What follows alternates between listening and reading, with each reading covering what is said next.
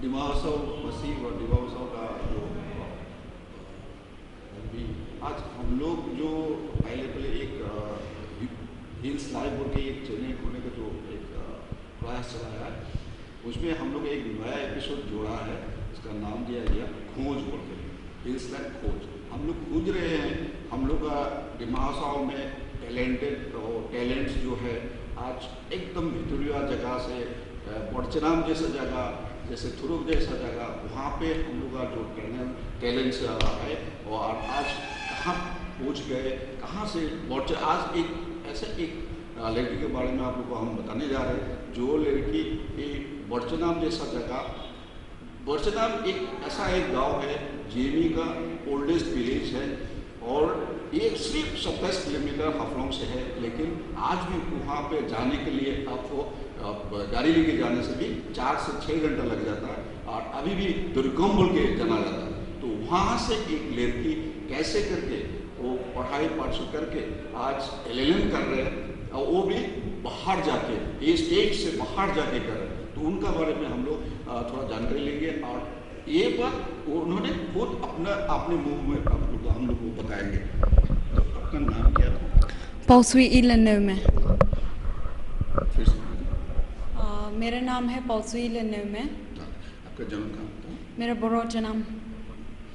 तो वहाँ से आप आज हम सुनने मिला जो LLM कर रहे हैं। LLM एक ऐसा एक डिग्री है जो PG LLB करने के बाद में, तो आप काफ़ी जगह आप पार किया है, काफ़ी तकलीफ के बाद में, तो आप आज जो LLM कर रहे हैं उसके बारे में आप आगे से हम लोग को थोड़ा बताएंगे। अच्छा। कैसे कैसे किया? मेरा जन्म बोरो हनाम में हुआ है और फिर मैं वहाँ से, मेरे पापा LP स्कूल में टीचर थे, तो उनका तो ट्रांसफ़र होता रहता था। तो फिर माँ चाहते थे कि हम मतलब उनके जितने भी बेटे हैं या बच्चे हैं, हम एजुकेटेड हो तब, ताकि और हमारे जो जनरेशन है आगे आगे जाए और एजुकेटेड। जैसे जैसे जनरेशन बढ़ रहा है, जैसे जैसे सोसाइटी डेवलप हो रहा है, वैसे वैसे हमारा एजुकेशन होना ज़रूरी है। यदि हमको हमारे समाज को आगे बढ़ाना है और हमारे जो ट्राइब है या हमारे जो जनजाति है उनको आगे बढ़ाना है, तो कोई ना कोई किसी न किसी को आगे जाके वो एजुकेशन करके उसका प्रचार करना होगा। तो फिर उसके कारण हम लोधी में आए। लोधी में पापा का तो बोरोचना में ही था, उनका टीचिंग तो वो पापा अकेले रहते थे और मम्मी हम सभी बच्चे को लोधी में रह के रहते थे। और मैं सरस्वती, पहले बागीदार स्कूल में मेरा हुआ, इसके बाद फिर मैं आई सरस्वती विद्या मंदिर में। वहाँ मैं क्लास 2 तक पढ़ने के बाद फिर मुझे ऐसा मौका मिला, पंकज जी वगैरह जो संघ के कार्यकर्ता हैं, उन्होंने मुझे पूछे कि आपको बाहर जाने की इच्छुकता है क्या पढ़ने की।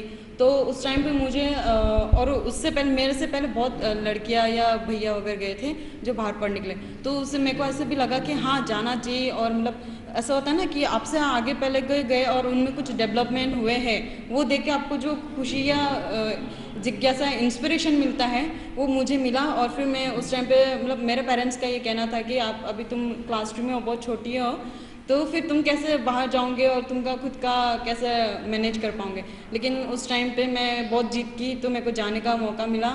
वही मेरा बहुत सौभाग्य की बात है कि मैं अभी LLM कर पा रही हूँ, मतलब LLB करके। और फिर मैं वहाँ से मैं नागपुर में आई, वो भी पंकज जी वगैरह के उनके लाइन के थ्रू से। और फिर मैं अभी राष्ट्रीय सेविका समिति, ये जो हॉस्टल चलाती है नागपुर में, उसका केंद्र है, मैं वहीं पे रह के पढ़ती हूँ। और हमारे वो छात्रावास में नॉर्थ ईस्ट के सभी स्टेट से, जैसे कि मणिपुर, नागालैंड, त्रिपुरा, मतलब जो अपने नॉर्थ ईस्ट के 7 स्टेट का जो है, अभी टोटल 8 हो गया, मतलब सिक्किम प्लस हो गया, लेकिन सिक्किम से तो अभी कोई नहीं है, लेकिन 7 स्टेट्स हैं। सभी लड़कियाँ आती है, क्लास 1 से लेके पढ़ती है अब मास्टर डिग्री तक। वहाँ से MSW LLB करके से मेरे से भी पहले दीदी गई थी।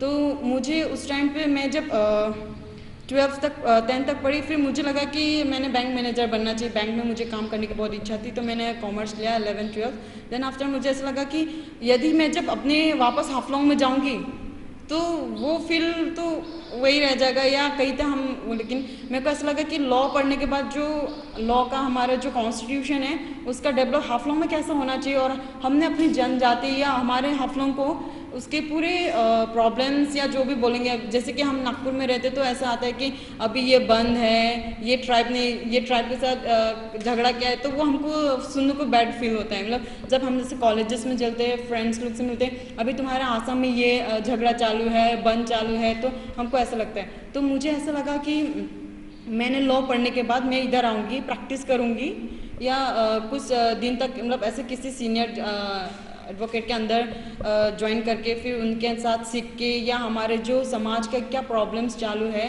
तो हमारे जो धीरे धीरे समाज का प्रॉब्लम को कैसे उसको सॉल्व करना, लोगों को साथ जाकर उनके व्यू क्या है, उनका क्या प्रॉब्लम्स है।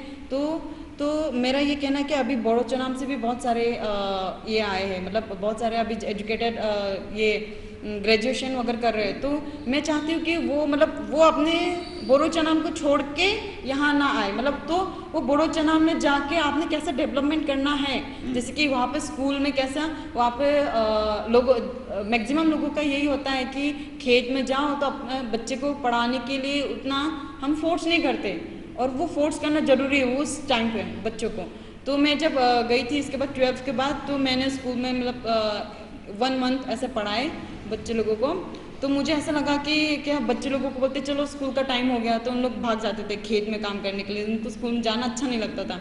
तो उस टाइम पे मुझे ऐसा लगा, तो हम लोग ने वहाँ जाना चाहिए। पेरेंट्स तो उतना एजुकेटेड नहीं, इसलिए उनको इतना समझ नहीं है, उनको ये भाड़ भी है कि हमारे बच्चों को पढ़ाना भी है तो हमको काम करना ज़रूरी है, क्योंकि इनकम सोर्स कुछ नहीं है, तो हमको खेत करके काम कमाना है, या हमको जीने के लिए जो सोर्स है वो खाने के लिए तो ज़रूरी है, तो वो खेत करके ऐसे करते थे। तो फिर मैंने उसमें से अभी बहुत सारे बच्चे हैं, अभी वैसे बहुत सारे उसमें भी धीरे धीरे, लेकिन अभी मैं चाहती हूँ कि हाफलोंग से जो बोडो चनाम का जो रोड है जाने के लिए बाय ट्रांसपोर्टेशन जो भी है, वो बहुत ही अभी भी दुर्गम अवस्था है, कि वहाँ पे 28 किलोमीटर होते हुए भी यदि पेड़ से मतलब पैदल जाओ तो पूरा 1 दिन लग जाता है। मतलब अभी तो वहाँ पे तो प्रैक्टिस करके लोगों को तो 4 घंटे ऐसे में भी लोग पहुँच जाते हैं।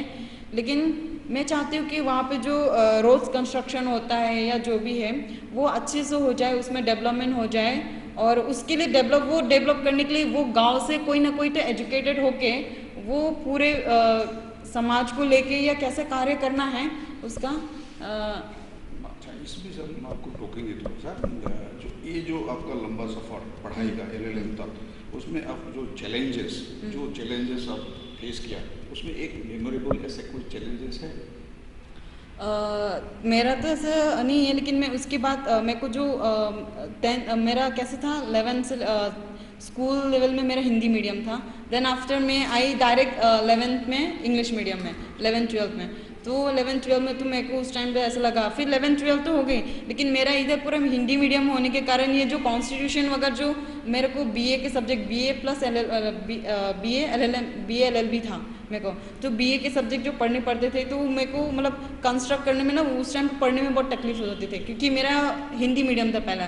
तो हिंदी में वो कुछ भाषा ही अलग होती है, इंग्लिश में उसका कंस्ट्रक्शन ही अलग होता है। तो उस टाइम पे मेरे को बहुत ऐसा होता था। तो फिर वहाँ के मौसी लोग जो थे हमारे, तो उन्होंने भी बहुत साथ दिए कि नहीं तुम कर सकती हो, यदि तुम्हारे मन में जिद है वो चीज़ करने की तो वो तुम कर सकते हो। तो फिर उन्होंने भी बहुत सहायता की। तो उसके साथ साथ यदि हमारे पेरेंट्स ना होते हुए भी कोई और हमको इतना आगे बढ़ाने की इच्छुकता है और उनमें इतना जिद है और चाहते कि हमारी लड़कियां आगे बढ़े, तो उनको देख के मुझे ऐसा लगा कि हाँ करना ही चाहिए हमने। तो वो जिद जरूरी है, मुझे ऐसा लगता है कि कोई भी कार्य करने के लिए जिद जरूरी है। हाँ। अच्छा, आप जो ऐसे लड़की है, तो लड़की और लड़का में बहुत फर्क होता है। तो लड़का का जो चैलेंजेस होता है लड़की को और तकलीफ हो जाता होता है, तो ऐसे में आप कैसे पार हो गया? वैसे तो नहीं, मेरा कैसे था, मैं जब स्कूल में थी तो ताइक्वांडो हो गया, वो मैं नेशनल प्लेयर हूँ ताइक्वांडो में, और फिर सिक्किम मार्शल आर्ट उसमें भी नेशनल प्लेयर हूँ, किक बॉक्सिंग उसमें स्टेट लेवल हूँ, और फिर हैंडबॉल करके उसमें भी नेशनल प्लेयर हूँ। तो मुझे ना मतलब वो जो ये सब सीखने के कारण मुझे सीखने का मतलब मैं बोडो चनाम से बाहर आई, नागपुर आई, मतलब डायरेक्ट आसाम में भी ना होते हुए डायरेक्ट बाहर आई महाराष्ट्र में। तो वो महाराष्ट्र में रह के मुझे जो सीखने का मौका मिला ना, तो मैं भी नहीं चाहती थी कि वो छोड़े। तो मैं सभी मतलब ज़्यादा से ज़्यादा मैंने ट्राई किया कि फिर कोई भी हमको सीखने के मिलता है तो वो पूरे जीत के साथ सीखना। तो नेशनल लेवल तक मैं 3 गेम में गई हूँ और फिर तो उसके इतना कुछ होते हुए आज दिमा हसाओ के एक लड़की इतना आगे बढ़ रहा है, तो हम लोग को खुद को इतना पता नहीं है। इस बारे में आप क्या बोलेंगे?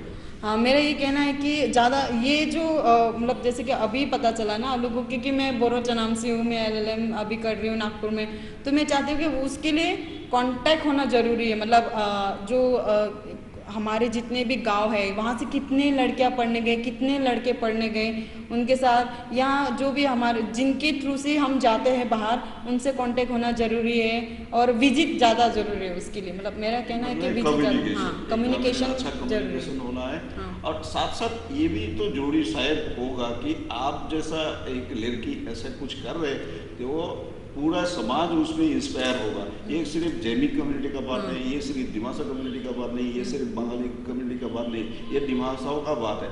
आप इतना उच्च शिखर पर जा रहे हैं, उसमें वो बहुत सारा मेहनत भी किया, अपना लगन भी उसमें लगाया। तो इस बारे में हम लोग भी थोड़ा सा प्राउड फील कर रहे हैं। तो आप खाली इतना ही बताइएगा, आपका मैसेज क्या रहेगा हमारा दिमासाओं का सारे बच्चे को? हाँ, मेरा यही मैसेज है कि ट्राइब झगड़ा ना करते हुए एक अच्छे एक नागरिक, हम भारत के नागरिक हैं तो हम एक ही भाई बहन हैं सभी। तो ना जाति ना प्रांत ये देख के हम एक ही भारत माँ के पुत्र है या पुत्रिया या पुत्र है, ये हम सोच के हम एक ही भाई बहन हैं, हम एक ही देश के अंदर रहते हैं। यदि हम समाज में ही हम ये जात के हैं झगड़े करेंगे तो हमारा जो दिमाग हंसाव है ये और डेवलप होने की जगह वो और गिरते जाएंगे, और जो वो इंडिया के एक पार्ट से वो लोग नहीं जानते, तो वो जानना जरूरी है। उसके लिए हमको एक साथ मिल के काम करना बहुत ज़रूरी है। और उसमें झगड़ा ना करते हुए किसी ने क्या बोला किसी हम ये जात के करके उसको निगलेक्ट करते हैं, वैसा नहीं। तो एक साथ सभी ने एक समान, हम एक ही भाई बहन है, एक ही भारत माँ के हैं, हम दिमाग हंसाव के हाँ पीपल है करके हमने सभी ने एक साथ काम करना चाहिए। मेरा यही मैसेज है। तो दोस्तों, आज आपको हम एक ऐसा एक व्यक्तित्व को दिखाया, आगे हम लोग और भी दिखाएंगे। आज तो हम सिर्फ इतना ही पता चला उन्होंने LLM कर रहे ऐसे बोल के, लेकिन उनका जो भीतरी जितना भी गुण है, टैलेंट है, आज थोड़ा बहुत उनका अपना मुख से सुना है। इन्होंने टाइकेंडो सीखा है, यहाँ नेशनल में रिप्रेजेंट किया, काफ़ी सारा है।